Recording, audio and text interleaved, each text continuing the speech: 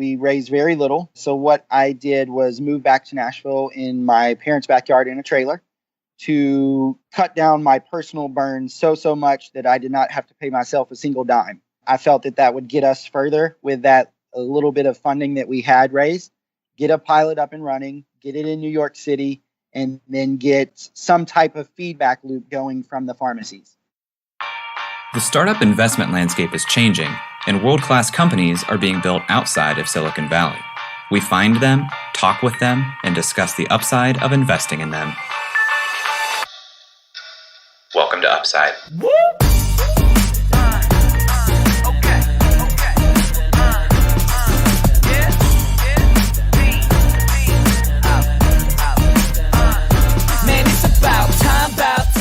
Hello. Welcome, Upside, a podcast where we're finding upside outside of Silicon Valley. I'm Eric Hornung, and I'm accompanied by my co-host, Mr. Cinephile himself, Jay Klaus. Jay, how's it going? What's going on, man? Took me a second to remember what the word cinephile means. I thought it was just a blatant insult of some sort. I was like, what are you calling me? Yes, I like movies. Tried to go to see Quiet Place last night. Went with two friends, and there was one ticket left at the counter. So I didn't get to see Quiet Space last night, or Quiet Place last night, whatever it was called, which is fine because I hadn't even really been committed to seeing it until something like 15 minutes earlier. But yeah, that was my my Saturday night. How was your Saturday night? I feel like you've been on a movie tear lately. You said you saw Ready Player One, you saw something else I had never even heard of. I'm rekindling my appreciation for film, if you want to get kind of artsy. Little artsy. Yeah, I was in LA last month, and we went and saw quite a few movies in the theater. We saw Isle of Dogs. We saw Annihilation. Annihilation was super entertaining, and then the end was just kind of a non-end. I won't spoil it, besides the fact that it just leaves you kind of confused. But Isle of Dogs was great. Ready Player One I saw last weekend. That was great. I watched Ocean's 11 again last night. That was better than I remembered. Yep. I mean, that's an awesome movie, but I did nothing of any substance related to entertainment last night. I've been meal prepping lately. Yeah. Are you doing like Whole30? No, I'm just, trying not to be fat. So I moved it from Sunday to Saturday. So my Saturday was lit. Ah. Yeah. But let's get back to the audience, to the show. Why are we here? What are we doing here? Yeah. Well, we'll introduce this for the first few episodes here. Sorry if you guys have heard this, but the story of Upside is Eric and I are startup junkies, and Eric is one of my good friends, money guys in New York. I don't know that side of investing or startups as well, but we talk back and forth quite a bit because I'm finding startups here in the area. He's finding startups with his role in New York, and we figured, why don't we share some of the things that we talk about with each other with more people? So that was the beginning of Upside, the podcast. We want to talk about startups outside of Silicon Valley who are making a difference. We fundamentally believe that entrepreneurs outside of the Valley are just as intelligent, just as opportunity seeking and resilient, and maybe in some cases more so. And they're worth giving some attention to. Did I miss anything? No, I think you crushed it. And the way that we're going to look at that is in a unique framework for a podcast, we think. We're going to walk through the three stages of looking at a company as if you're an angel investor or a seed investor, or some sort of VC perspective. So those are one, research. So Jay and I, both before the podcast airs, do our own independent research using articles, databases, Google searches, the company's website, interviews we can find, really anything that we can dig into over the course of a couple hours. Then we're going to interview the founder. This is really set up to get a better understanding of their story, the company as it stands today, and the outlook for both the company and the market going forward. And then finally, we're going to get into what's called a deal memo, which is our debrief. And that's going to help us crystallize our thoughts. And we'll talk a little bit more about that later in the podcast. With that being said, Jay, who are we talking to today? Today's guest is Nick Potts. Nick is the co-founder and CEO of ScriptDrop, a prescription delivery and medication reminder service. Prior to ScriptDrop, Nick was a technical account manager at Cover My Meds in Columbus, Ohio here, where he assisted pharmacy systems in integrating the Cover My Meds technology. He also helped drive new pharmaceutical businesses. So ScriptDrop founded in 2016, focuses on providing an in-workflow prescription delivery solution for pharmacies. There are no third-party apps, and there is no cost to the patient. They partner with pharmacies to offer streamlined delivery and increased operational efficiency. So that's a big point that I think we'll probably hear Nick talk about quite a bit, is how this solution is quote unquote in workflow, which may not be a phrase everyone's familiar with. So what that basically means is, instead of requiring the pharmacy technician to enter a different software than they're used to entering, or doing a different action within their normal routine, this fits right inside their normal workflow, which is a selling point in a lot of cases because it's less learning, less context switching. Awesome. What are some of the things that you're excited to hear about from Nick about either his story or ScriptDrop? Well, it's founded in 2016, so relatively new. They've taken on, I believe, $1 million in funding to this point, from what I'm reading. Nick and his co-founder, Larry, and one of the first other additions to their team, Amanda, were all ex-Cover My Meds employees. And Cover My Meds was sold for $1.1 billion to McKesson. Can you give a little background into who Cover My Meds was? When were they started? What, for the people who might not be familiar with either the Columbus market or their exit? Sure. I'm not sure exactly the year it was founded. I think it was late 2000s. It was founded here in Columbus, Ohio by Matt Scantland, and that company made electronic prior authorizations possible. They were one of the first movers and shakers to make prior authorizations electronic. And so to even explain that a little bit further, prior authorizations come from when you go and you try to fill a script that you are given from a doctor. Say they're prescribing some name brand medication. For you to go to the pharmacy and get that medication, they have to ping the insurance company. And that process, to my understanding, is the prior authorization. Is that how you understand it as well? So let me be really upfront about this. The medical field is probably like one of the one or two fields that I have had very limited experience in, which is thankful, I guess, either directly or indirectly. And I have done a lot of research on it in preparation for this podcast, but I think for both my sake and for the sake of listeners who maybe don't understand the complexities of one of the most complex systems in the United States, it'll be good if we can always get Nick to kind of take a step back and explain some of these things as we go through the interview. I think that's a great idea. Your definition of prior authorization makes sense to me. Essentially, when you go to a pharmacy and you say, I have a prescription for this medication, and they come to you and say, actually, your insurance company will not cover this without a doctor's explanation of why, that is the system of needing a prior authorization. And that was done with a complete analog system before Cover My Meds. And it took sending paperwork that was signed by the doctor to the insurance company. It slowed down the process for actually getting the medications that you are prescribed, which is really dangerous. Yeah. And Cover My Meds was able to completely digitize that process and grew very, very quickly to the point where I know they were growing like 100% a year for several years. And McKesson, which I think is like a Fortune 5 company, bought them in January 2017 for over $1 billion. So Nick and his co-founder Larry and Amanda, they were all there to see all of that happen. I think Amanda was one of the earliest employees at Cover My Meds, and they both spent a lot of time on the pharmacy team. So you would reason to think that they understand pharmacy very well, which is what ScriptDrop is built on. So another thing that I want to think about as we're going through this interview with Nick is KPIs, which for the audience, those are key performance indicators.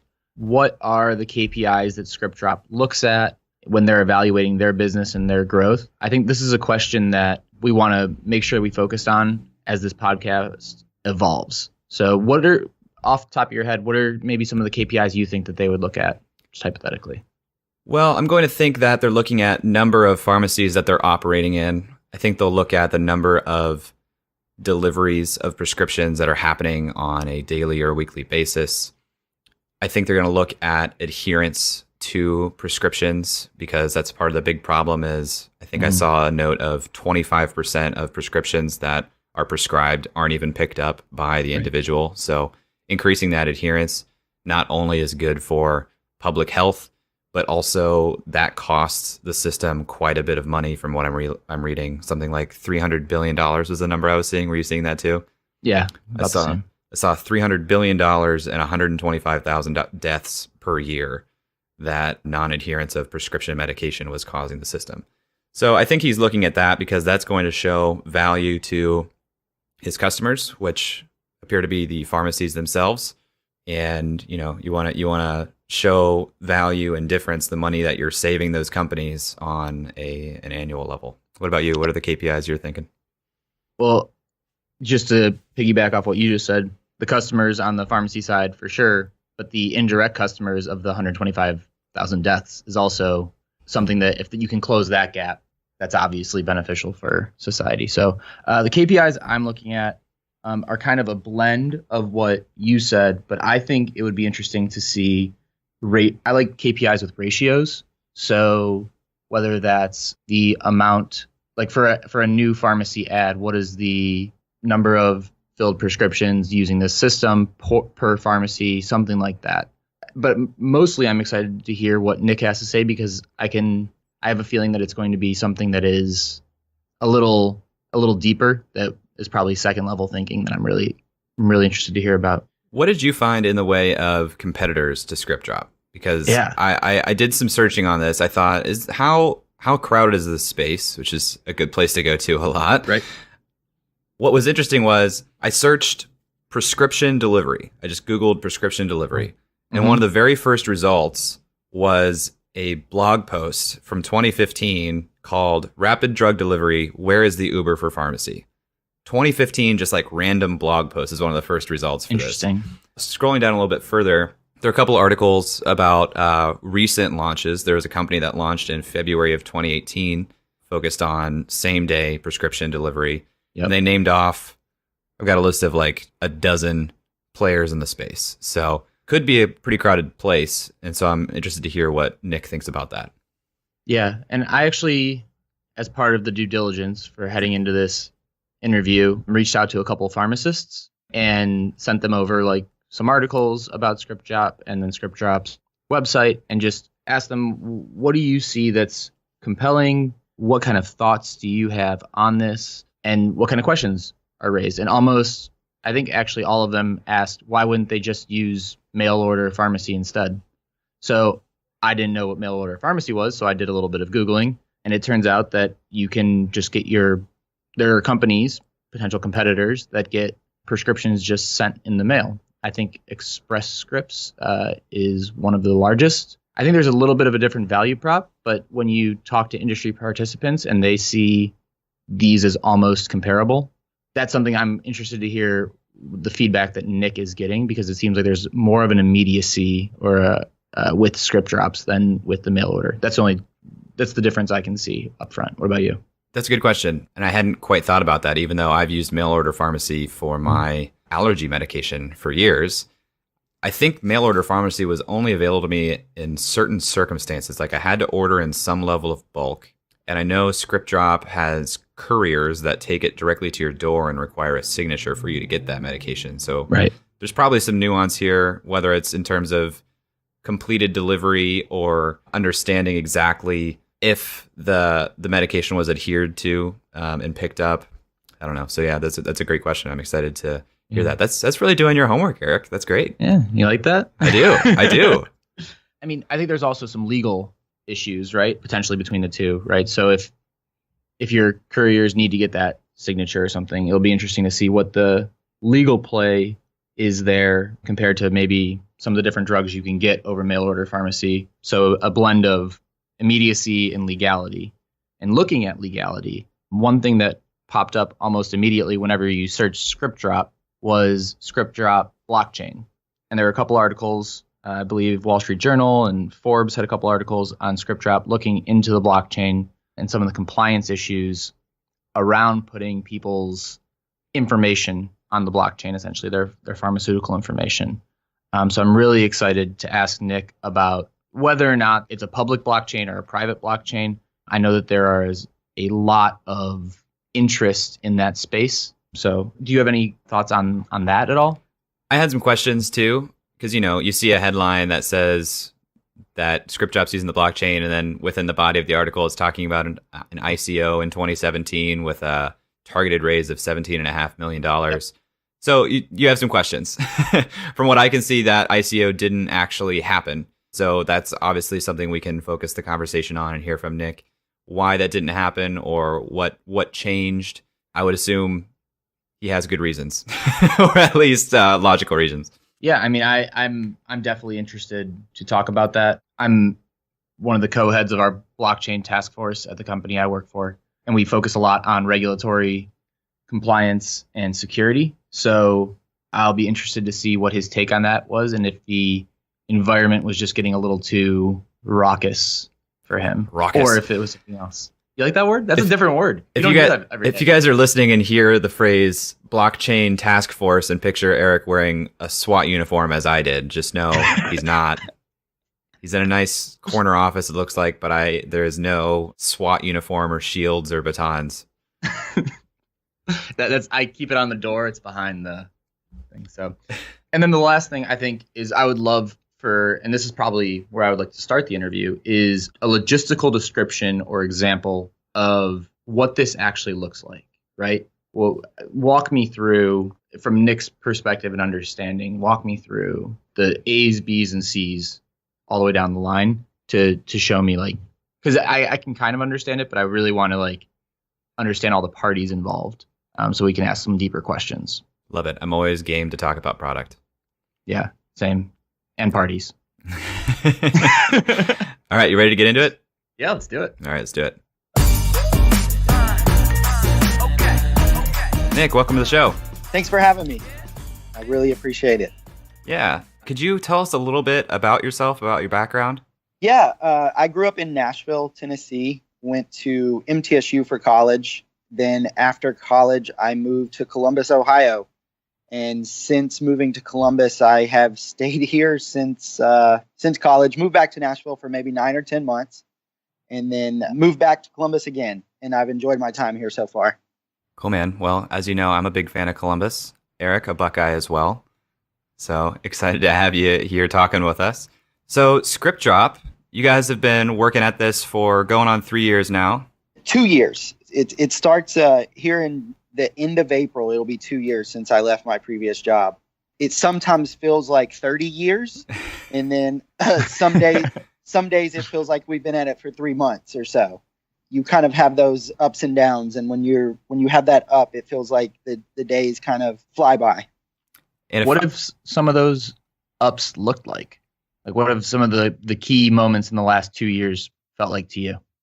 Yeah, so when we originally started running our pilot in New York City, and I got to see a pharmacy use our service from end to end, and the pharmacist's eyes really lit up that, hey, this is going to get quite a bit easier for us making prescription deliveries to patients each day, where it was really cumbersome, and a lot of work went into queuing up a delivery that took their eye off the ball, which is just helping patients answer questions about their medication and such.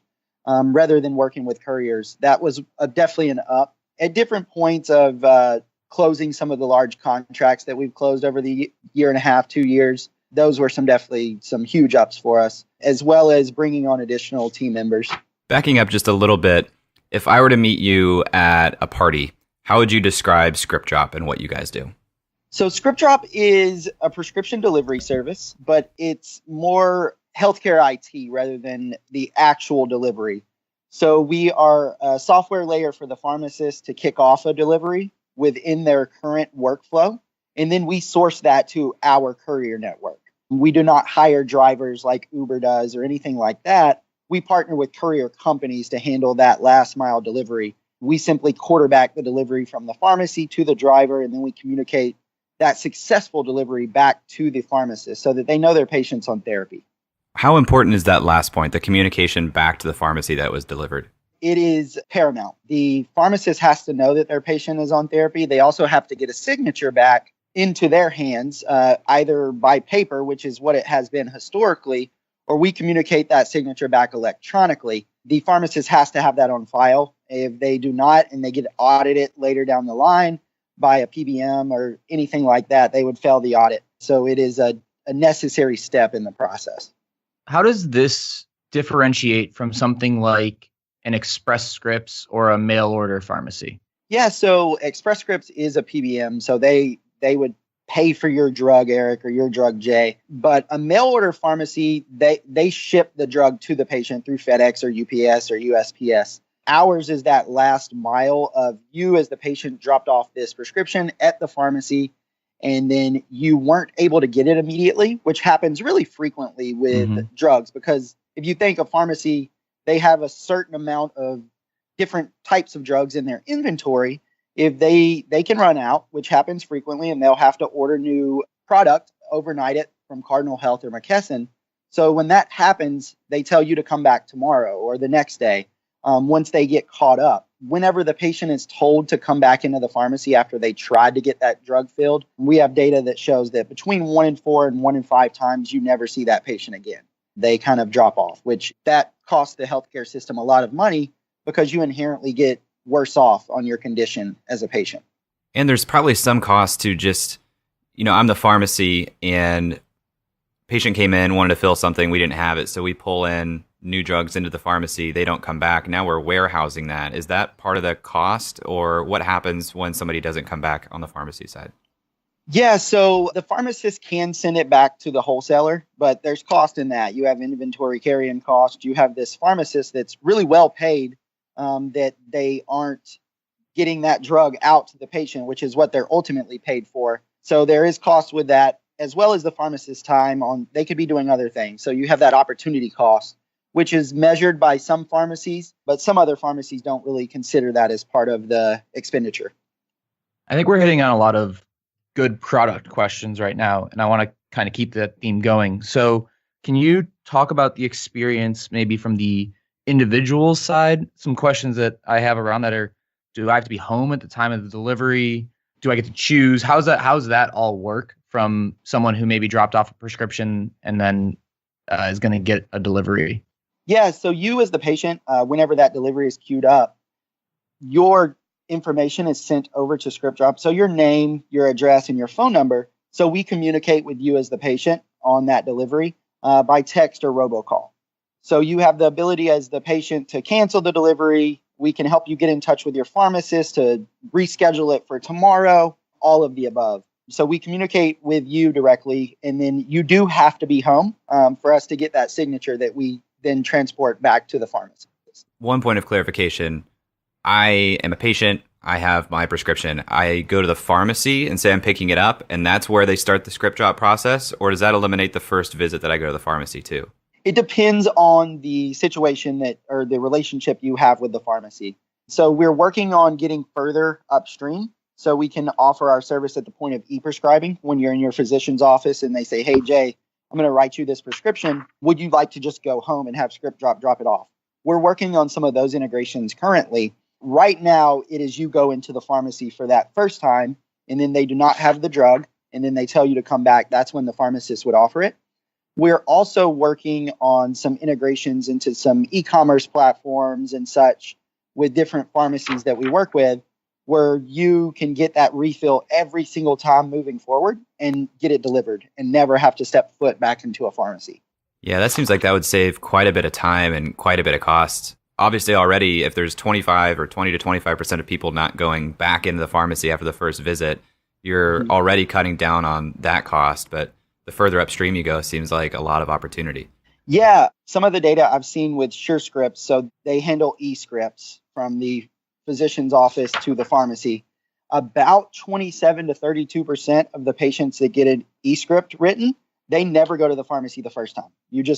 You leave the doctor and you're like, I really don't need this. Or you know that the copay is going to be $40 and you're in a, impoverished situation and you can't afford that. So you don't even want that awkward conversation with your pharmacist. So you just drive home. So being able to offer it further upstream, those buckets of patients that we can impact and ultimately help them stay healthy or get healthier is dramatically increased. So another way that it seems like you guys help patients stay healthier by staying accountable is some sort of reminder system. Can you walk through what that looks like to our listeners and what some of the maybe results have been? Yeah, so right now our, I guess, in for the reminder system is not large enough that we could publish a case study or anything like that. So Sure. what we're focusing on right now is that patient interaction and the patient onboarding. The previous reminder services and just apps that I've downloaded, it takes a long time for you to set up. Think if you're a patient and you're taking 7 medications per day and you get those refilled periodically throughout the month. And then each time you get a refill, you have to let this reminder service know that you got a refill. It's not very smart, not very intuitive. So what we have built is a reminder service where we can receive that transaction from your pharmacist since we have those integrations. And you, the patient, you do not have to enter the details into the platform. So we know the drug you're taking. We know the quantity, the day supply. We know what day you need to get your refill. So the onboarding process is way more seamless. That's what we've been focusing on, is piloting that to ensure that that onboarding process is as seamless as possible for the patient so that we don't lose patients just for creating additional friction to get the reminder platform set up. And we've experienced pretty good results with that on not having patients drop off after opting in, which has been one of my largest fears. Nick, it seems to me like the differentiator you're putting in place with both the reminder system and the delivery system is really in the how, the user experience, both for the pharmacy and for the user on the medication adherence side. So your background isn't necessarily user experience. How did you discover or think about these different solutions and workflows to make this, how you guys built the product? So my previous job, I worked with pharmacies across the US on integrating solutions into their platform. And there I realized that pharmacists, they prefer any new solution, new platform that they're going to use to be integrated into their current platform. They do not want to go outside of their workflow, go to different websites or different portals or anything like that. They have a system that they handle all the billing transactions for every single patient that comes into the pharmacy. They don't want to get outside of that. They want everything internalized. So I learned that there. So that's the pharmacy side of it. And then since then, I've put a lot of focus onto the patient side. And I've found just with the pharmacist or the patient, any additional friction that you create for onboarding them or getting them to use your service, you lose some of them. They will find other services that are easier to use or stay with their incumbent service since it's less of a switch. They don't have to use a new part of their brain to learn this new service. You're not asking them to make a large change. If you both ask to make a small incremental change, and then you make sure that onboarding is very, very easy, I've found that the adoption on both the pharmacy side and the patient side is pretty significant. What are some of the key performance indicators that you as a company look at to evaluate yourself and your growth in this business? It's all over the place. We have a lot. So we look at deliveries. We're wanting that volume to go up significantly weekly. Over the past probably 10 weeks, our delivery volume per week has went up about 300%. So huge growth there. We also have a larger goal of revenue and that type of thing for the year that we'll likely hit. We want to have close to 4 million in revenue this year. And then we're wanting to impact patients in measurable ways. So our original pilots in New York City, we found that by offering our service in the way that we train the pharmacies to offer the service, we showed that we reduced their abandonment rate by 22% at those participating pharmacies. And what that means is that there were 22% more patients that got on therapy rather than just leaving the pharmacy and never coming back. That was really important for me to identify that number and show that we could drive it up. It let me know that we're kind of going down the right path and we just needed to expedite our travel, so to speak. Well, so that 22% basically wipes out that same statistic in terms of people who were abandoning, right? Well, so it was not a 22 actual. So we decreased the percentage by 22. So we cut it by a fourth. So that 25 to 32% that I spoke of earlier, decrease that by close to a fourth. There are some patients that no matter how much friction you remove, they still can't afford to be on their medications. That's something that I've found about healthcare that's really unfortunate. Sometimes it's so expensive for you as a patient, you have to choose between keeping your lights on and taking care of your family, or you getting to feel better and feel healthier by taking your medication. And if you have children and a family, that's oftentimes an easy decision for you. So you had an initial pilot in New York City, and I think I read somewhere that you operated in Chicago as well. Is that right? Yeah, so we did things in Chicago as well. Right now, we are making deliveries across 10 states actively every single day. Other states, the volume is it's quite a bit lower that it may be just one or two here and there. And then we're in pricing to launch probably 20-something states by the end of this year, if not more, because of the way that we launch in markets. Once we have the infrastructure stood up in that courier relationship, we have the ability to increase volume significantly. It's just making sure that our pharmacy partners get the pricing that they need to have in those markets so that they can actually promote a delivery service and it not cost them too much money that they can't run their business. Why did you, being headquartered in Columbus, decide to start a pilot program in New York City and then it sounds like a little bit in Chicago? So wanted to start in New York City because I'm very direct. One of our main competitors was in New York City. So I wanted to launch in the same city they were in to directly address that we were better than them. They've been around 2 years longer than us, and we've made more deliveries in the city than they have already. So I just wanted to be able to prove to investors that what we were doing is a better way to build this service, and wanted to prove that in a very tangible way. And I think we were able to do that. What are looking at expansion, you said 20 states by the end of 2018.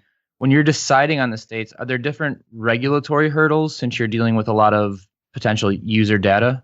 Some states there are. It's more on the controlled service or controlled substance side rather than the actual data. So we're fully HIPAA compliant. If you're HIPAA compliant in one state, most of the states have the same threshold for that. The difference is some of the controlled substances on just how we handle that, how we onboard couriers and such. One of the more aggressive states is Delaware for controlled substances. Also, we are doing things in California now. And for healthcare in general, sometimes they function like a completely separate country. So there are some regulatory issues in California that we have been able to traverse and handle. Healthcare is such a crazy, complex space. Do you credit, just having spent some time in that industry for being able to navigate this in what seems like a pretty short period of time? Absolutely. I think for ScriptDrop, we started off on second base.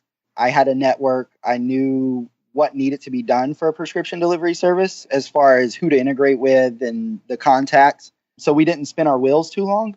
But at the same time, I've learned just as much, if not more, from starting ScriptDrop as I did at my previous job. And the more you learn about healthcare, the more you realize you do not know enough about it. I just try to create an environment that I'm constantly learning and bringing in others that know more than I do so I can increase those learnings. Let's go back a little bit further on you as a founder. What was kind of your story to get you up to this place right now, or even that last job? What was Nick like in high school and college and after? And is this your first business? Ooh, great question.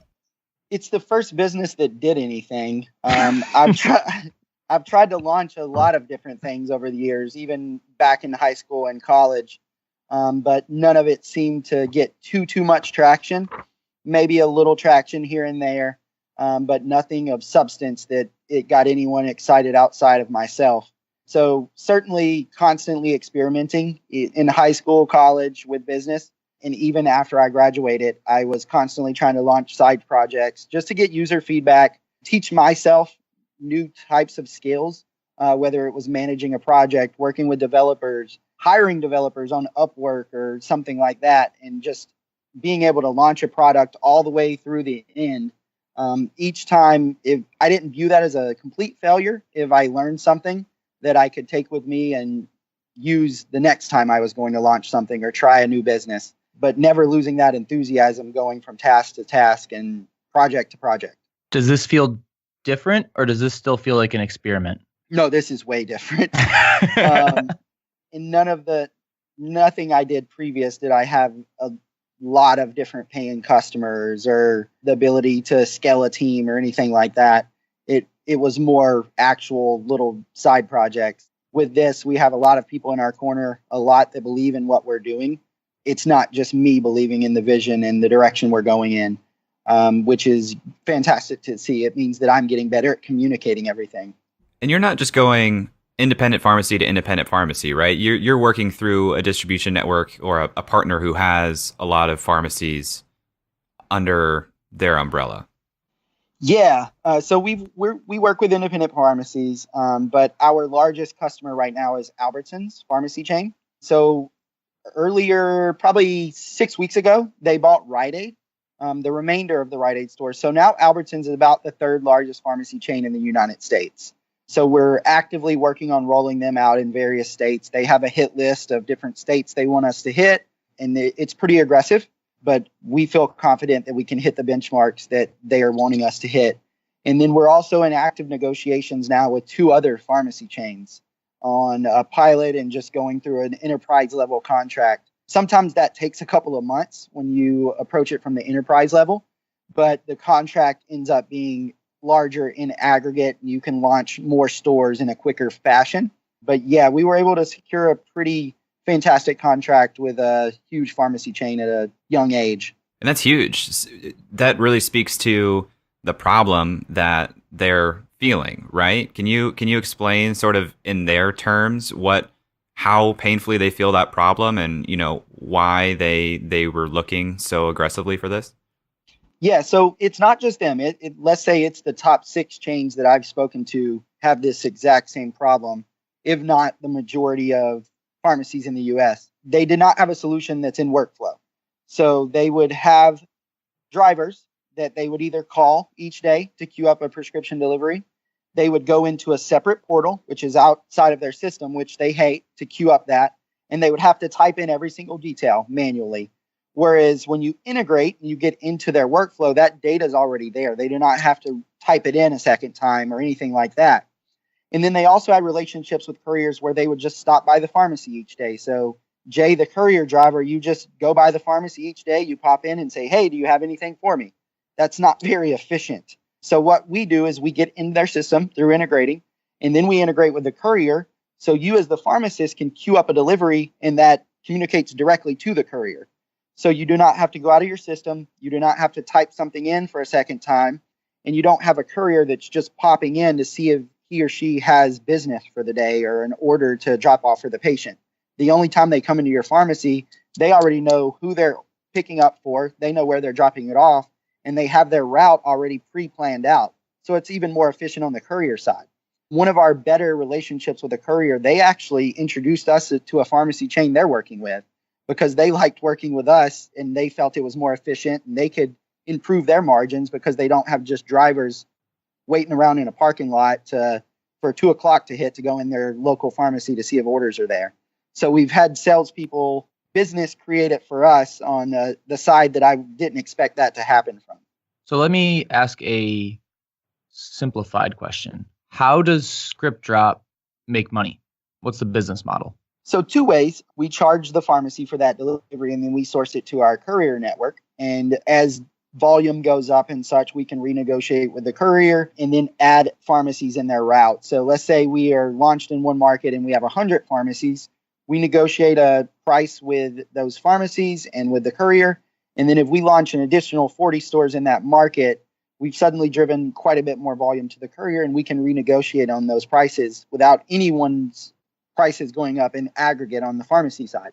The second way is we partner with pharmaceutical manufacturers on a brand by brand basis to provide additional services for them for those deliveries. That's where our business model really looks fantastic to both investors and just everyone that understands the entire supply chain of healthcare.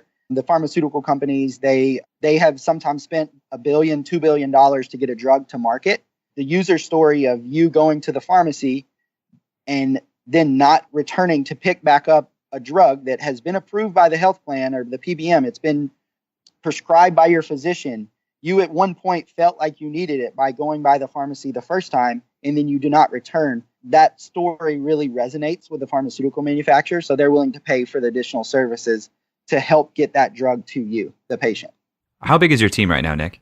In all, we have about 13. We have some outsourced or some contractors that on the dev side, but we have probably 5 that are coming to the office every single day that I get to see face to face. And then we have various team members in different states. We're definitely adding to the team, and we're going to grow pretty quickly over the next 60 days. But I have collectively tried to run lean and be very, very efficient with both our time and the capital in which we've raised from investors. I'd say so. 10 states, the third largest pharmaceutical chain, and a team of less than a dozen. Yeah. Yeah, and 4 million in revenues. So they're looking like it. You just mentioned the people that you raised capital from. What has the capital raising process looked like to you thus far at ScriptDrop? What does it look like, or just what has the process been and how have I liked it? You can give me both. Yeah. Okay. So to date, we have raised about 1.1 million.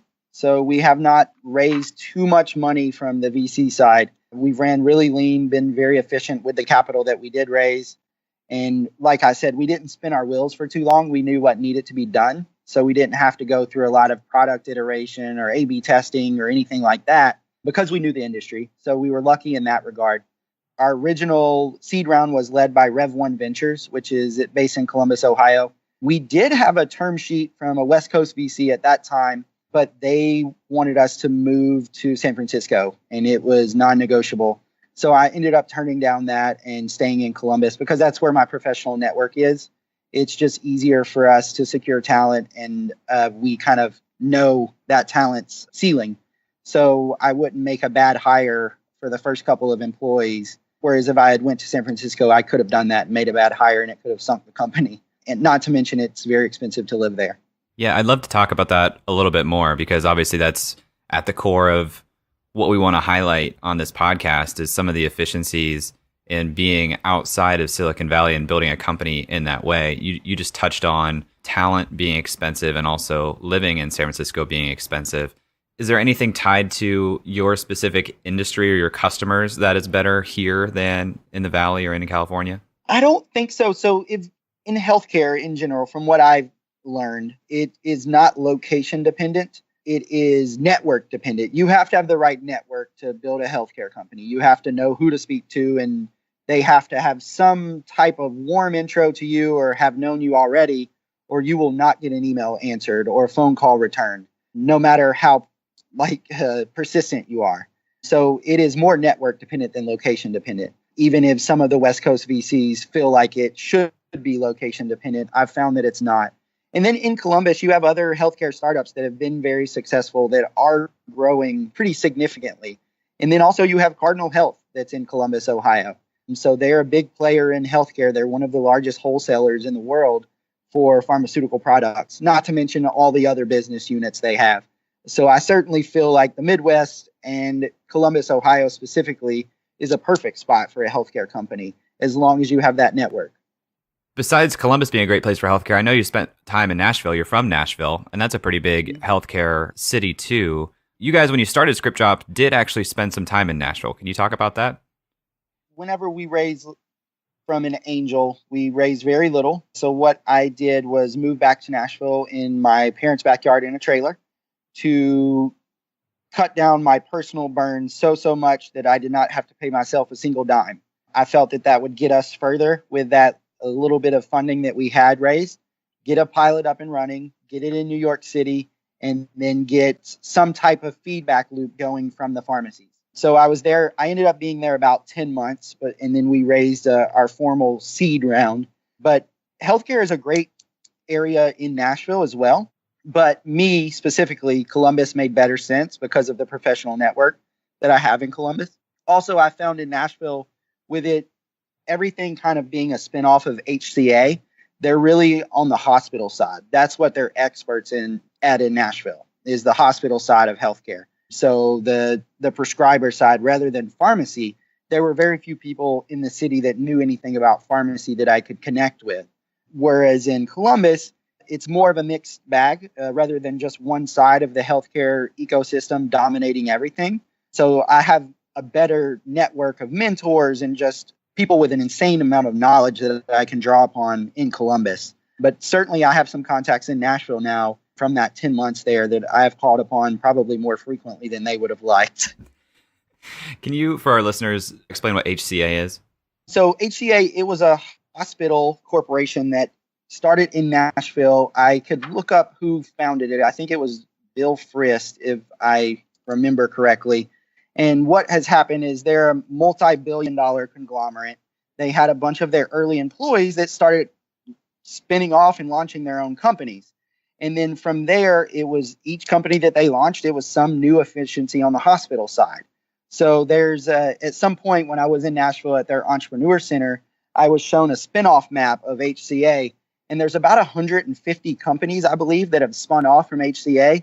And they're always really on the hospital side, whether it's data or analytics or anything like that. But it's less on the pharmacy space, which is what I know more about. But I certainly was able to learn a lot from those folks while I was there. Looking forward in the pharmaceutical and pharmacy space, you've definitely developed a fairly robust understanding of the space. And that probably lets you see around corners a little bit better than people who are outside of it. So what do you see as the 5-year trends in the pharmacy and pharmaceutical space? I think that you will find that earlier you mentioned mail order. I think rather than it just being all drugs being mail order, it'll start being certain drugs that are more frequently mail ordered than others. I can see that trend already starting to happen because there are certain drugs that have a lower threshold, a lower barrier to entry to get approval and get your license to be able to ship those out. Also, patients, they will start using technology more heavily. Right now, I think our average patient age for deliveries that we're doing is like 55 years old or so. That is going to start trending down as our age group and the 30 to 40-year-olds, they want that convenience. So you'll see apps taking more of an app-centric approach on delivery for healthcare, for prescriptions in general. Also, the wearables, I think, are going to be big as sensors and that type of thing. The other thing that I've taken an insane amount of interest in recently is some of the food choices and how that affects the efficacy of various drugs. So there are prescribers that are starting to write, it's essentially food prescriptions. So they will tell you, the patient, hey, I'm writing this prescription for a drug, but here's the diet that I would like you to get on that improves the efficacy of this drug and will also improve your overall health. That's an industry that's starting to explode that I've found quite a bit of interest in. That's super interesting. I've never heard about that. Does that combine some sort of nutritionist education with the pharmacist to be able to do that? Or is there some database they can tap into to help with that? So there are companies that are starting to put together these nutrition plans. And then even the pharmaceutical companies are getting into this as well. They will sponsor grocery programs and meal kits and that type of thing for patients that are on their drug. Because if their drug does better, then the sales go up, the patients are happier, the health plans are happier because the patients are healthier. But sometimes it's not necessarily just that drug. If you're a diabetic patient and you're taking some type of medication for your diabetes, but you continue to eat terrible, that drug doesn't matter as much.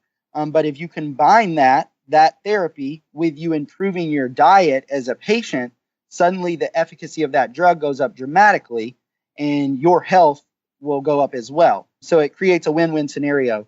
So it's just taking a more holistic approach and a more macro approach to patients' health rather than just continuing to write prescriptions. That's not the end all be all. I wonder what the process of education is like on the patient side for that, because I'm sure a patient, if they're saying I'm paying $300 a month for my medications, and you tell them, well, by the way, that $300 a month you're paying for your medications is ineffective because your diet's so poor. I bet a lot of people just don't even understand that or know that, but they would be much more willing to change that diet with that education. But that's got to come from the pharmacist or their doctor? It's a three-prong approach, actually. It'll come from their doctor. the pharmacist as well as the health plan. Sometimes even the pharmaceutical companies step in with that education. You have to take that approach, and just the patient has to hear this from multiple perspectives, because some of those eating healthy or your diet, it's hard to change. I know when I try to get the summer body in and change my diet, sometimes I find myself midway through the summer and I never got the summer body, because cheese pizza on a Friday night and a beer, sometimes that just sounds better than you eating a salad and drinking water. From both an effort standpoint and a cost standpoint. Yes. But maybe the reminder ecosystem that you guys are setting up at ScriptDrops will find its way over into these kind of companies that you're saying are developing in this kind of food choices, food prescription space. Yeah, some of the things we're doing with reminders, and even some of the things that we've spoken about with blockchain and just the patient rewards programs, those types of things, we're actively working through some pretty interesting contracts with different companies on those programs that it'll probably take 3 to 6 months for us to work through the contract and a pilot and everything else. But we feel pretty strongly that it has the ability to improve patient adherence and health. It's kind of the long-term vision of ScriptDrop that I'm the most excited about, of being able to interface with the patient and truly seeing that our service is improving their quality of life. With such a lean team, Nick, how do you guys prioritize where you put your focus and what areas of the business you work to improve or grow out first with all the different sort of avenues of opportunity you've mentioned? So right now, sometimes we have to turn down business, which is, it can be frustrating when you're trying to grow. But I think we collectively have spirited debates, is what I call it. Everyone getting into a room and then creating the environment where no idea is bad and we want to talk through everything. Then having some type of, I guess, plan moving forward after that meeting. And then we try to get a feedback loop going right after that, where that feedback loop, we can either continue down that path or iterate and say, hey, we thought this was the structure that we should roll out, but this is actually the better structure over here, because we have more data to make a more informed decision. But it's continuing to do that and being open to being wrong, because we're not always right. Is that kind of the process that happened in November when you guys were looking at doing an ICO, or is that separate? No, that is the process. Exactly. Okay. And can you walk us through like what the thought behind that was and why it didn't end up happening? Yeah. So part of it was on me. Just flat out, I marketed the token sell the wrong way. So I was more focused on selling out. That's what I wanted to do. So I was talking to all the largest crypto funds and a lot of the really heavy hitters in the blockchain and Bitcoin space. And that's how I marketed it, rather than focusing on distribution. So when we got close to the time of the token sale going live, we could have sold out. Absolutely. I had done what I had set out to do, but I had the wrong objective. I should have focused on distribution. So we had about 4 or 5 purchasers that wanted to purchase every single token that ScriptDrop was going to offer. So it was very, very, very top heavy. Whereas if I had focused on better distribution, we could have had thousands and thousands of purchasers rather than 4 or 5 whales at the top that own 75% of the token allotment. And what would have happened is they would have controlled our destiny in some regard, because they could have asked for features or asked for XYZ. And if they didn't get it, they could have threatened to dump the token and it would have crashed the price, which I was really sensitive to what we were wanting to do with the token, which is ultimately to reward patients to then allow them to buy down their copay with those tokens. So if someone wanted to crash the token price on my side, that's less patients that we can help. So I was really sensitive to that type of scenario. The second part of it is the legal environment and landscape is shifting dramatically. It was shifting even more quickly back then. So the other thought was, let's wait on the new year. Hopefully the SEC will come out with some guidance on token sales, which they haven't came out with very, very direct guidance. It's been more just kind of creating a very, very loose framework, which I'm still uncomfortable with. Ultimately, I want to set ScriptDrop up for the next 10 years, not create a short-term cash grab in that, we have a win over 6 months. That scenario was not okay with me. Eric, you're on the blockchain task force at your company. Can you talk to us a little bit about what you're seeing in that environment? Or can you riff off of what Nick just said a little bit? Yeah, so token sales are incredibly polarizing in the regulatory environment. So, Nick, just for a little background on what our blockchain task force does, we actually have a couple people here who used to work at the SEC, who used to work in government regulations, and we provide compliance advisory and security advisory through a cryptocurrency security standard to clients. Just last week, Clayton, I'm blanking on his first name, but Clayton, the guy who's in charge of the SEC, he said that almost all ICOs are guaranteed to be securities, but that doesn't mean they can't evolve into utilities. So what Nick said, with it being a very loose framework, and I think he was referring to the Howey test when he brought that up, is even more so now, because it's like he acknowledged the fact that they could be utilities, but they're not right now, but they also might be. So there's a lot of regulatory hurdles that come in just from the SEC side, and that doesn't even get into the IRS and the CFTC, and when you get to OFAC and the Treasury Department, it gets even crazier. So, and you mentioned the Howey test. That was always frustrating to me. Yeah, that we're basing the legal framework of this really new technology based off of a 1946 Supreme Court case. Yeah. Whereas this technology has evolved over the last, let's call it decade, and then we're using a Supreme Court case that's 60 to 70 years old to, I guess, chart the path of how this technology can help healthcare, for me, to be more selfishly, and help patients. Yeah, there was someone from the SEC who was speaking, or maybe a different regulatory agency who was speaking at the MIT blockchain conference, and he said that regulators right now have to decide whether to integrate cryptocurrencies into the existing framework, which is what they currently decided to do, isolate it, which is put it in its own bucket for a while until you understand it better, and then create regulation around that, or regulate it, which is the strictest way to go about that, which is like aggressively pursue it right now. So it sounds like right now, most agencies are attempting to integrate it into things that currently exist. There's a few examples around the world. I believe Switzerland is one where they set up very specific, isolated guidelines, but there's not many. A lot of complexity there. I love learning about this stuff. Back to ScriptDrop a little bit, Nick. So you guys were gearing towards a token sale with a ceiling of, I think I read $17.5 million, and didn't pull the trigger. What does that mean to the direction of your business in terms of burn rate or future? That's a significant amount of capital raise that you were thinking might come through, that you just kind of said, we're not going to do that right now. What were the downstream effects of that? The downstream effects, I think I upset some people that, may have at that time wanted to join the team, wanted to leave their job to become part of the team. Also, some, I guess, potential investors that were already on our cap table that saw this extreme upside.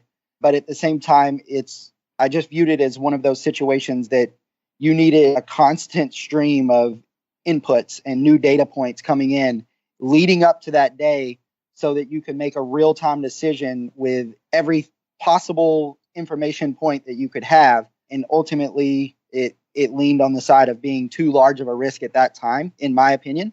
But I certainly think I upset maybe some investors that wanted to get into our token sale, some of the crypto funds that we had presented to and had allocated some of their funds for our token sale. So there's certainly some downstream negative effects, but it also limited some of the potential downstream negative effects if we had done it. I was worried about some of the enterprise contracts that we had in place and were negotiating. And if we lost those, it wouldn't have mattered if we had 17 or 20 or 30 million in the bank. If you don't have a customer, you shouldn't be in business. We should have just been crypto investors at that point. I want it to be a healthcare company first, and then a blockchain company second. So if what we are doing can't ultimately help the patient, we won't do it. So it sounds like in 3 to 4 years, as we see tokens and cryptocurrencies evolve and you get smarter on how it can fit into your business, this isn't something that is out of the realm of possibility to re-examine. Is that a fair assessment? Absolutely. We're actually talking to a large customer right now about a blockchain pilot with some things that we can do with them in the blockchain space to track some of their patient adherence, as well as whether their patients are picking up the prescription at local pharmacies or not.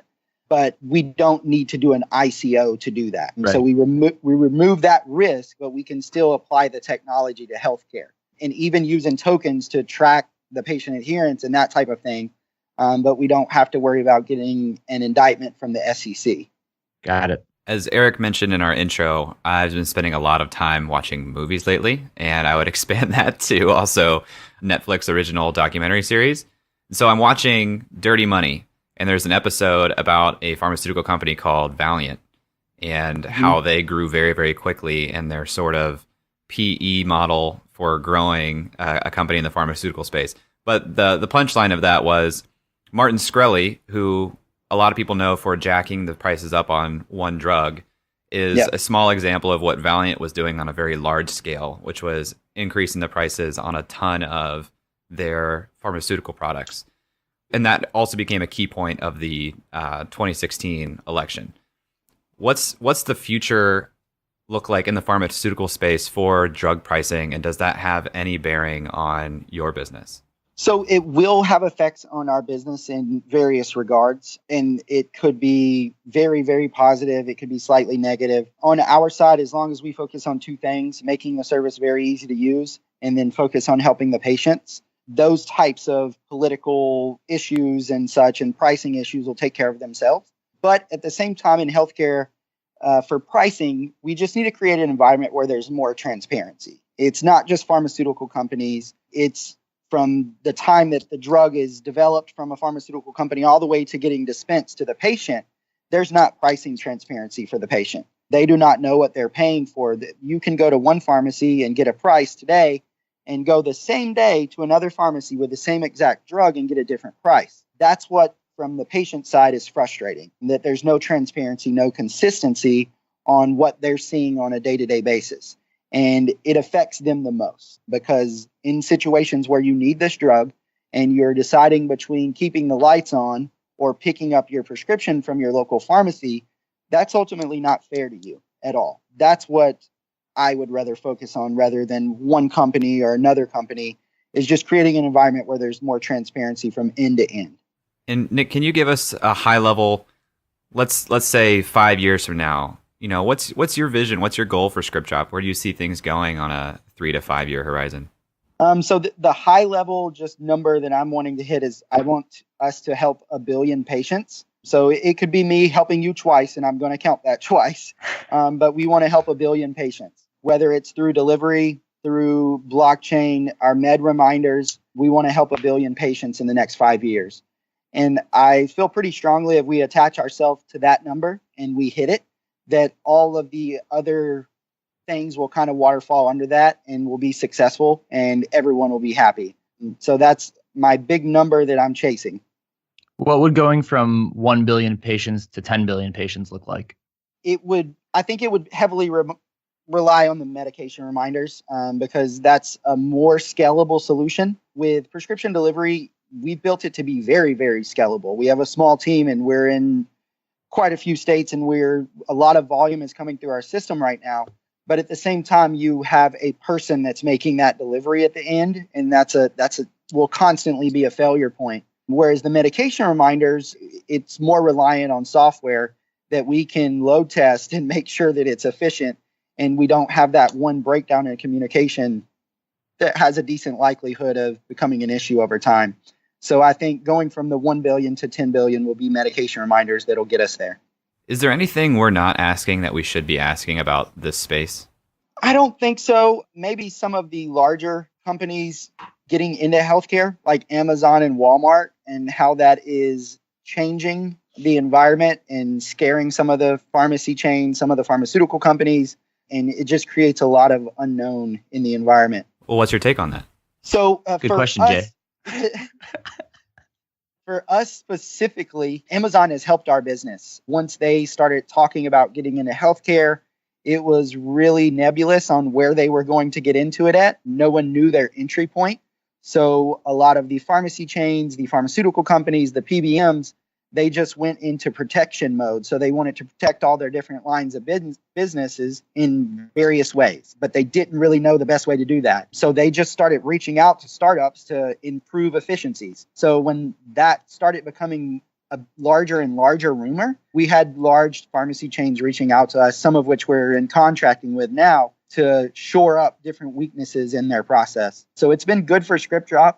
And I think ultimately it'll be good for healthcare, if I'm being 100% honest, for the patient, because it creates more competition and it makes all of these other companies that may have had an oligopoly going on to kind of think outside of what their previous strategy and shoring up things. And I think it'll drive that towards that transparency that I spoke of earlier for the patient.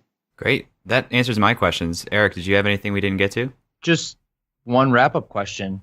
You have done a little bit of work in New York City. It sounds like you're pretty engaged with what's going on in San Francisco. What has been kind of the difference or benefit that you've seen from being in the middle of the country with ScriptDrop? So for me, it's the professional network, which that could have happened anywhere. So I don't think that's location dependent for being in the Midwest. Mm-hmm. But certainly talent is cheaper just because of cost of living. I don't think the capacity of that talent is any less. You just pay less for it because they do not have to pay $3,000 a month for rent. Also, a lot of the universities in the Midwest, they're cranking out very bright students at a very high clip that should not go unrecognized. Even in Columbus, we have one of the largest universities in the entire U.S. I've interviewed different candidates coming out of Ohio State, and they're very impressive. So I think you can build a very scalable company in the Midwest and have access to the talent that you need to do so. That's great. Nick, where can people find out more about you and or ScriptDrop after the show? So they can go to scriptdrop.co to find more about us. I'm in the process of getting the .com domain that someone has been squatting on for a long time, but currently it is scriptdrop.co. Oh, wait, one thing I did want to touch on. Can you talk about your experience on The Price is Right? Yeah. So a couple of years ago now, it's been a while ago now, I was on The Price is Right. So it was my previous company. They have this program where they will, pitch a dream that you have. Another developer there pitched something, and he wanted to go on Price is Right. So he was one of the ones selected. He then got, I think, like $5,000 at the time. So he put other employees in a hat that wanted to go. I was one selected out of the hat. So after that, how I do with things is I went into research mode. So I researched the process to get on Price is Right. I read different blogs. I found that one of the producers had written a book that talked about their selection process. So I ordered that book and read the book.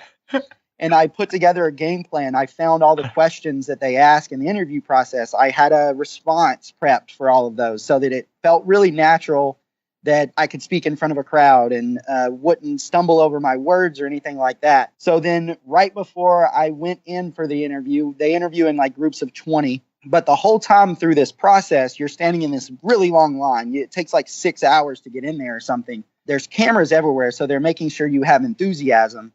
So I made sure to be the loudest guy in the room, the loudest guy in the area the entire time. And then about 30 or 45 minutes before I was to get interviewed and to go into the studio, I took a couple of shots of whiskey just to get my mind completely right. And then the producer interviewed us in groups of 20. I was one of the ones that did well. And then we went inside. I was still maintaining enthusiasm, dancing, jumping around. And then I ended up getting called down. So that after they called down the original 4 on contestants row, one lady went up, and then I ultimately got to replace her. And I had studied the games as well and knew some of the percentages and which ones were easiest and how to play them. I actually ended up doing pretty poorly at my game, but I won it. And then I got to spin the wheel. So I spun the wheel and ended up getting down on for the showcase showdown and won the entire show. I won a car and everything. I had no idea how analytical the process of getting on The Price is Right is. There are so many parallels between what you did and like an investment banking interview, and you did so much more work than like any junior interviewing for an investment bank job. It's that's kind of my process for everything though. Like even speaking to VCs, pitch meetings, new products, everything. I go into very, very heavy research mode because when it comes time to make a decision, I want to make a quick decision. So it takes a lot of background work to get to the point to make a quick decision when you need to. Sometimes it frustrates people, my process, but it definitely makes me feel more comfortable. That's amazing. Nick, thank you so much for joining us. Yes, thanks for having me. I really appreciate both of your time. All right, so Nick Potts, Price is Right champion.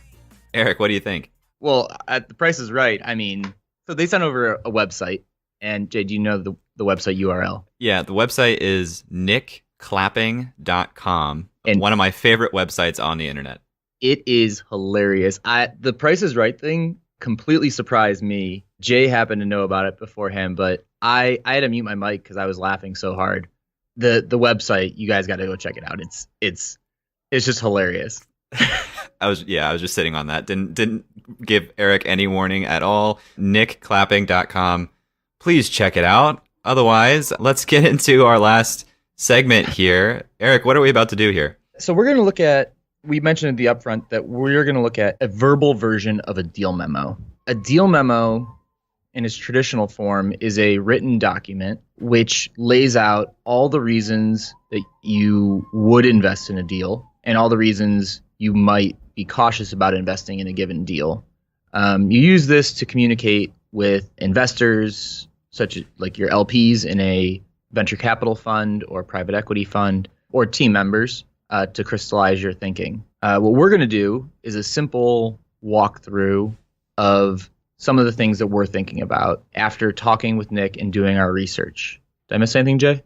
I think you got it. We're using this as a barometer to gauge our own instincts and feelings and evaluations of companies at this stage. We actually write down our thoughts through these interviews. We make notes that we can discuss in this deal memo, and we're looking at what do we think about the opportunity, what do we like about it, if we were to invest, what are the reasons why we would, what are some of the areas of caution that we want to take note of, what outstanding questions do we have. But this is meant to make us smarter because we'll look back at this 6 to 12 months from now and see how ScriptDrop is doing and see if our thoughts were on point. We also use it, to help make you guys smarter.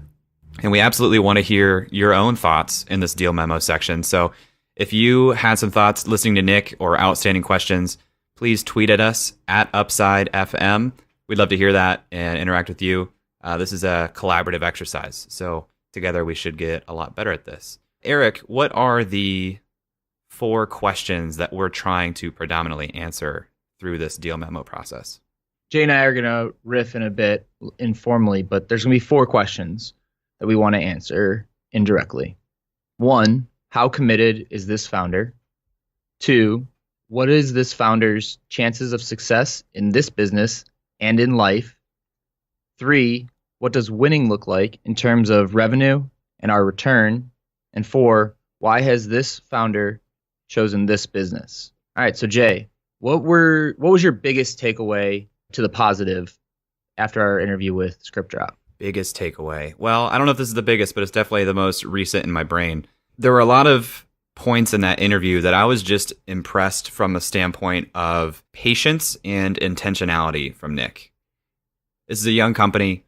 They've had some good traction early, and they've had a lot of opportunity. And it sounds like even in situations where maybe they move forward quickly down a path that they later questioned, they do take the time to question what they're doing and make intentional decisions based on new data points or all the data available. I think that's really a good sign from a founder and a team perspective that they're willing to do that. And they're willing to sometimes ignore sunk costs and say, yeah, maybe we've marketed this for 8 months, but right now, and talking about the ICO, obviously, but right now this isn't the best path forward for our company. So we're just going to move forward without that. I know what it's like to be in a position where you've put a lot of time and effort towards something, and then you realize the juice isn't worth the squeeze, and it's hard to ignore human bias and go forward without still squeezing the orange. Is that what you're squeezing when the juice is worth the squeeze? I think you could be squeezing tons of different fruits. Most fruit makes juice. So,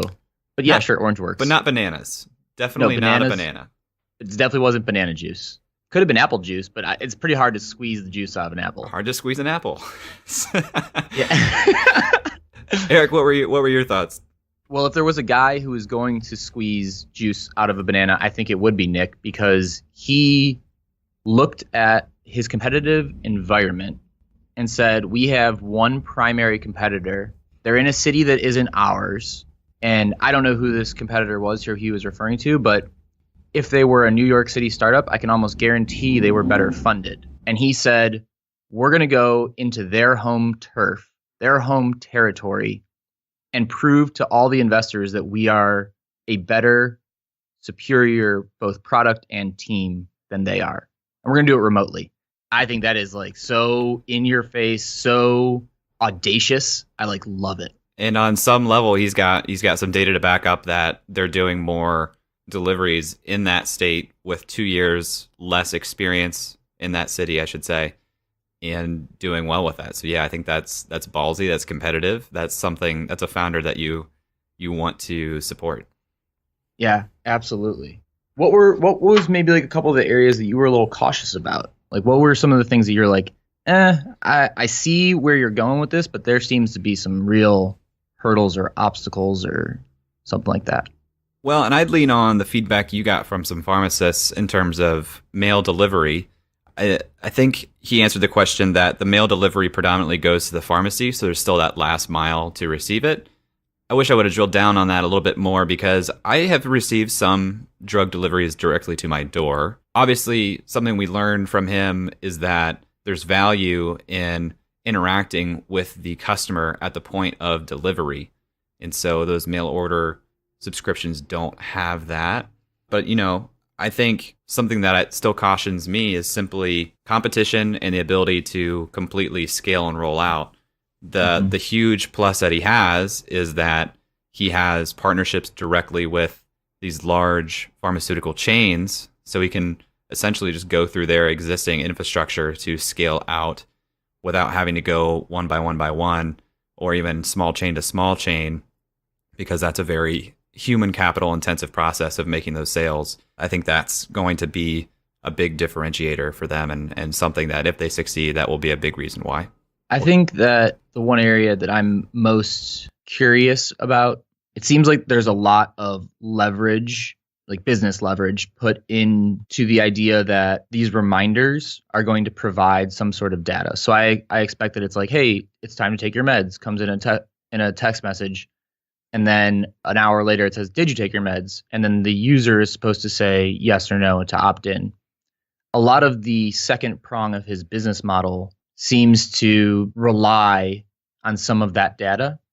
And that data seems very like it's pretty core to the business, because pharmaceutical companies, like he mentioned, have never had access to some of those things.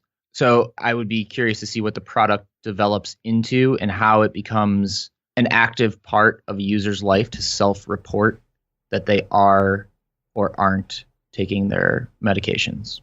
I'm not sure it's all text message driven. I do know. I'm not sure in the actual product, but I think early on they were working with some of these in-home devices like Alexa and an Echo. Oh, she's talking to me. 1 second. Sorry, muted her. You gotta be careful. You gotta love when your robot spies on the podcast. You gotta be careful when you say the name Alexa. But I think it did rely on some of these home technologies to give that alert. I'm not exactly sure what else went into that product. It sounds like they're still in development on that. But to me, what stood out is any improved adherence you have for the individual is going to lead to better health outcomes. But improved adherence also eliminates a lot of the cost in the system. So whether the reminders are geared towards adherence, and whether that has a 50% efficacy or a 100% efficacy, any level of efficacy has a positive outcome on the user and on the cost of the system. So I would expect whatever they do in that space, they can iterate on and just continue to improve. And, that's they're icing on the cake. I almost said ice cream on the cake. You know what? I like ice cream on the cake better than icing on the cake. I'm a big ice cream guy. One area that I also loved, going back to the things we like about it, you and I are both big Josh Wolf fans. For those who don't know, Josh Wolf is a partner and co-founder of Lux Capital in New York City. They do some pretty far out investing, both in like the 70s terms of like, whoa, that's far out, and also far out in like the terms of 10 plus years, looking in the horizon of technology. But Josh, I think he tweeted it or said it once, that when things become abundant, look for what has become scarce. And I think that connectivity is at an all-time high in terms of abundance. So true relationships and ins are becoming more scarce. And I think that in this industry, especially, that scarcity is paying a huge premium. And Nick mentioned that when he was talking about his relationship moat in the industry. And I think that that is something that if executives and even like HR managers or operations people aren't going to respond to your calls or texts or emails, no matter how many you send them, that's a huge asset that's not going to show up on the balance sheet. We love sports metaphors. We love baseball metaphors. There's a lot to be said about starting out on second base. Yeah, that's true. You don't even have, first of all, the hardest part is getting on base. Right. That's what Tinder made all their money on. I don't know what you mean by that, but but yeah. So I think something that really struck me from an opportunity side of things, they have revenue targets of $4 million this year. They have a team of, he said, 4 that come in the office every day, and they are in 1,200 stores. Well, sorry, he said, the article I read said 1,200 stores last year with the goal of getting to 13,000. That's wide distribution, huge customers, actively doing those deliveries successfully. Each delivery has its own charge on top of it, and their burn is real lean from a standpoint of number of headcount and where they're located here in Ohio. So that speaks very, very well, I think. He moved to Nashville when starting this company, back home, to keep the burn rate as low as possible. Didn't need to do that. He's just got his company's numbers, cost, vitals top of mind. I thought that was really impressive.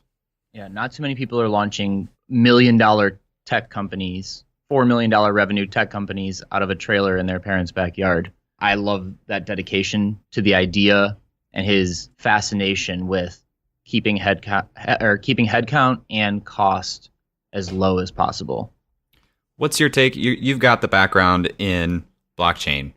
So two-pronged question. What's your take on the potential of this business using blockchain? And second part, putting on your investor hat, what level of concern do you have with A, doing an ICO, and then B, backing away from that plan? So looking at blockchain in terms of this business, so I think when people hear blockchain, they automatically think cryptocurrencies. When I think blockchain in this business, I see it on something like a Hyperledger Fabric or a private blockchain. And for people who are listening who have no idea the difference between the two of those, private and public blockchains, essentially think of private blockchain as something that's permissioned. You have to get into it. Very rarely does it use tokens or the things that you see on maybe CoinMarketCap or CoinList or any of the different media outlets. It's a very secure way to store and transfer information. And with a lot of the HIPAA compliance issues that they would come up against, I know that medical private blockchain is a really hot topic in Washington right now. I know that regulators who we aren't seeing on the front page of the Wall Street Journal are very interested in it and its ability to protect people and lower transaction costs across the medical industry. But I don't think it's there yet. I think it's got time to go and people are going to have to make better use cases for it. I think it's a very good fit for this business. Looking at the ICO space, which is on the public blockchain, for those following along, I think that there's something to be said for ICOs as supplements to fundraising. I don't think that businesses with traction like this, with growth prospects like this, are going to see the full benefit of the capital they raise from doing an ICO. I think it adds more complication than they need, whereas they could just focus on their product. And some downside risk potential, right? Sure. Yeah, of course, there's downside risk potential from a regulatory perspective. There's downside risk potential from a security standpoint, there's downside risk potential because now you have to value these things internally. There's increased administrative costs because you have to deal with all of that stuff. And it doesn't seem like the growth trajectory which this is on is worth that. I'm not saying that there isn't some potential benefit to incentivizing users in the future if they decided to offer some sort of token. But Nick mentioned that he said it was on him because their distribution was essentially going to be a centralized offering, right? It wasn't like everyone was going to win on the platform. It was essentially going to put new owners in control, for lack of a better way to look at it. So I think they made a great decision not ICOing at this point when they had so much traction and so many new things in the pipeline that they could grow at a similar rate or increase their operating leverage to increase their runway going forward. Yeah, I just thought that level of awareness and that ownership was very impressive and commendable to say, honestly, that was on me. This was my goal. That was the wrong goal. Even though I accomplished that goal, it was not what was best for the company, and so we backed out. His fixation, and I say that in a positive way, on the patient experience and the patient outcome is a positive to me.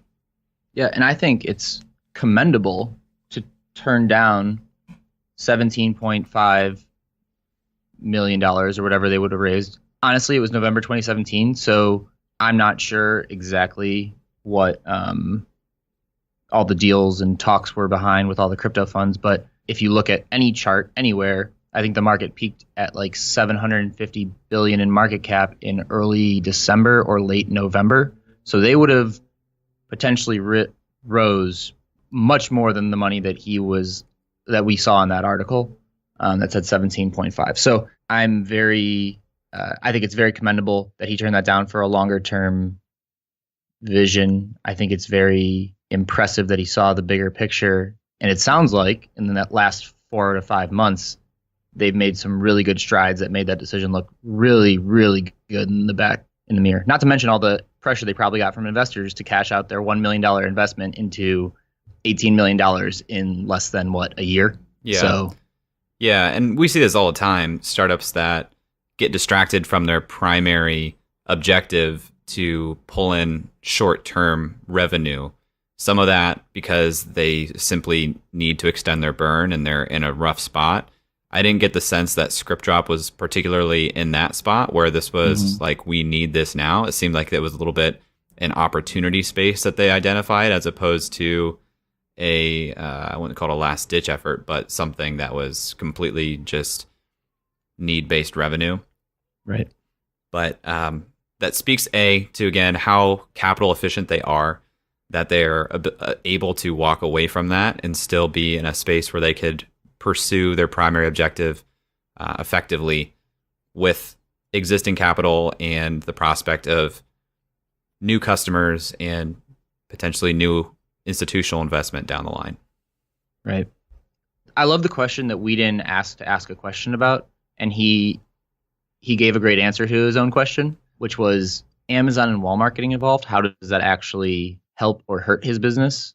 And it sounded like a lot of these fragmented chains, once Amazon announced, realized the value that they were probably leaving on the table, or that their business was no longer going to exist if they didn't increase efficiencies and find other ways to dig deeper moats. So they started reaching out to startups and not the other way around, which is fascinating that Amazon has that much power, but also some parts of startups are just being really lucky, right?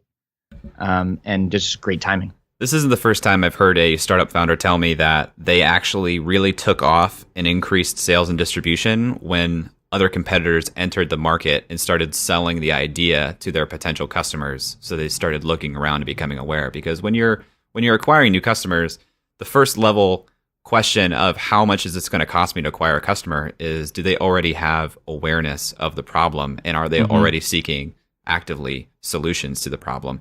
And sometimes as a startup, you're early to the market and people aren't yet seeking solutions because they're not so aware of the opportunity. And that struck me as a really good point and interesting point, that this new entrant of competition, quote unquote, if you can call it that, was a positive for him. But it also sounded like he was not concerned with that as a threat to his business, not just from a competition standpoint, but from a pricing standpoint or a model standpoint. Yeah. So looking at our questions here, we've talked about Nick's commitment as a founder. We've talked about our feeling on his chances of success. It's pretty cool to see how driven he is. He says he started some things or tried to start some things, never really got any traction. This is pretty impressive from what looks to be the first real swing of the bat for him. Obviously, his team's experience at Cover My Meds in the healthcare space has helped them identify these opportunities and help them start building these relationships, which, again, that's a positive in my book. Is there anything I'm missing that you wanted to touch on? No, I think you did a great job on that side of things. I think that when we look at why this founder chose this business, we already answered that as well, which is he understood that the most important thing in this business was his professional network, which is why Columbus was such a great place for him to launch this business and why he got to start, as we said earlier, on second base. Now, the one thing we haven't really quantified yet or thought about is what does a return on this business look like? We asked him, where do you see yourself in 3 to 5 years? And he said he wants to help 1 billion patients. But from a potential investor, what does that look like for us? Well, I'm looking at the top line number of costs of the system of $300 billion for non-adherence. That's a pretty sizable market, especially if you consider yourself working with a top 3 pharmaceutical chain, and it's also a top 2 grocery chain. And it sounds like they're in talks for a couple more. The fact that Albertsons bought Rite Aid recently, it sounds like consolidation is happening in that space. Maybe it's driven by some of the other things happening in the market, like Amazon and Walmart getting into it. But to say the top level cost is $300 billion to the current system that exists, we're working with some of the biggest players. We're in 10 states. We're looking to roll out to 20 more states this year. And we're in talks with 2 other large pharmaceutical manufacturers, or maybe said pharmaceutical chains. That looks pretty promising. I don't have the numbers in front of me, but that gives me reason to believe if we crunch those numbers, there's going to be a pretty good return. What did you think? The way you're looking at it is great. The abandonment issue is definitely huge, and I can see why pharmaceutical companies would be super incentivized to make sure that it is no longer huge. But looking just at like really, really back of the napkin math, right? What was the number of stores again that they were in? I don't know if he gave that. I didn't take a note of that. I know that in August... You had it in an article. In an August 2017 article, they're working on rolling out to 13,000. So if we say that they're at about 10,000 now with 4 million in revenue, right? That means average revenue per store is what, $500? Is that right? $5,000? You're the math guy.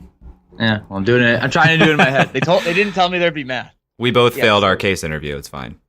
For a little backstory there, Jay and I both applied for a management consulting role at a fairly large management consulting shop. And we both got invited to the same dinner our senior year, which is like the people who made it past the first round. And then there was one case interview on the final day. And, well, neither Jay or I have a consulting company on our resume at this point. Anyway, so we could do a flat line analysis there of what we think based on how many stores and how much current revenue there is, what we think the actual market is right now. But yeah, I was right. It's like 400, 500. So yeah, I think that's just looking at the size of it, right? And that's a very small number of stores. I don't know how many pharmacies there are in the United States, but if we just took that case strategy and said, if they're in 10 states with 10,000, let's say that there's 50,000 in 50 states, and they're not doing everything yet, right? So you can really extrapolate revenues pretty big, pretty fast. Looking at some comparables, billion-dollar exits in the pharmaceutical space are not crazy to think about. And it seems like they're doing some really unique stuff with some deep moats. So if all things hit correctly and it explodes and everything, it definitely could be unicorn potential. what are you thinking in terms of this company's opportunity 6 to 18 months from now? Or what are you looking for if we look back at this 6 months from now, 12 months from now? What are you looking for out of ScriptDrop? Yeah, I think for me, the most important thing is that number of stores keeps increasing because their product's going to get continually better, right? And in theory, right? Knowing Nick and how attentive he is and their ability to sit down as a team and hash out ideas and look at and make decisions collaboratively, it sounds like their product will get better in theory. But if the growth into stores goes in leaps and bounds in the next 6 to 18 months, I think that's the key indicator I would be looking at. What about you? Yeah, well, we asked him directly about his KPIs, and he touched on delivery volume. Says over the past 10 weeks, it's increased 300%. So I'd be interested to see 6 months from now how that number holds up. If that's continued to go up, where that flatlines at, because some of that's probably just coming from going 0 to 1. But as they get some saturation, how does that continue to grow? And what does that mean for their annual revenues? He says they're shooting for $4 million this year. 12 months from now, what's their new target? 12 months from then, what's their new target? So that's what I'd be looking for. I'd also look at their abandonment reduction. Right now it's at 22%. As the product continues to improve, do they improve that abandonment reduction as well? Awesome. Okay, well, thanks for listening, everybody. Let us know what you think about this episode, about ScriptDrop. You can email us, hello@upside.fm, or tweet at us @UpsideFM. We'd love to hear your thoughts. We want to make this a conversation. Let us know if you or someone you know would be a good guest for the show. We'd love to talk to them about that as well. And if you like the show, please subscribe on iTunes. Please review on iTunes as well. That'll really help us bring on more quality guests like Nick to the show. Eric, anything I'm forgetting? I don't think so. Look forward to talking to you guys next week. All right. Next time. Later. That's all for this week. Thanks for listening. We'd love to hear your thoughts on today's guest, so shoot us an email at hello@upside.fm or find us on Twitter @UpsideFM. We'll be back here next week at the same time talking to another founder in our quest to find upside outside of Silicon Valley. If you or someone you know would make a good guest for our show, please email us or find us on Twitter and let us know. And if you love our show, please leave us a review on iTunes. That goes a long way in helping us spread the word and continue to help bring high-quality guests to the show. Eric and I decided there were a couple things we wanted to share with you at the end of the podcast, and so here we go. Eric Hornung and Jay Klaus are the founding parties of the Upside podcast. At the time of this recording, we do not own equity or other financial interest in the companies which appear on this show. All opinions expressed by podcast participants are solely their own opinion and do not reflect the opinions of Duff & Phelps LLC and its affiliates, Unreal Collective LLC and its affiliates, or any entity which employ us. This podcast is for informational purposes only and should not be relied upon as a basis for investment decisions. We have not considered your specific financial situation nor provided any investment advice on this show. Thanks for listening, and we'll talk to you next week. Never mind, bro, that can't be matched. I'm lighting it on fire, used to run victory laps, and still I'm not even tired. It's all about the timing, yeah, that's what they say. Well, I'ma keep on rhyming, find a way to get it.